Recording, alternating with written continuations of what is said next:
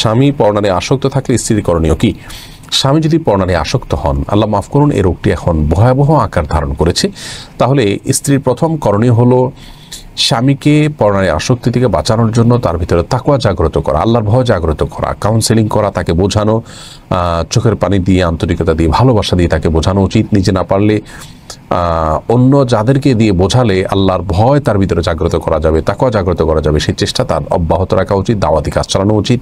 সেই সাথে স্বামী নিজেকে সাজিয়ে গুছিয়ে যথাসম্ভব সুন্দরভাবে উপস্থাপন করবেন এবং স্বামীকে আকৃষ্ট করার চেষ্টা করবেন। স্বামী যাতে বিপদগামিতার দিকে না বাড়ায় সেই জায়গা থেকে নিজের সকল করণীয় তিনি করবেন ইনশাআল্লাহ বিইذনিল্লাহ।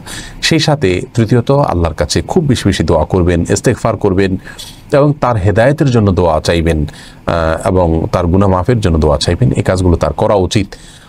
যদি কোনো স্বামীকে ফোর্স করার সুযোগ থাকে তাহলে সেখানে ফোর্সও করবেন।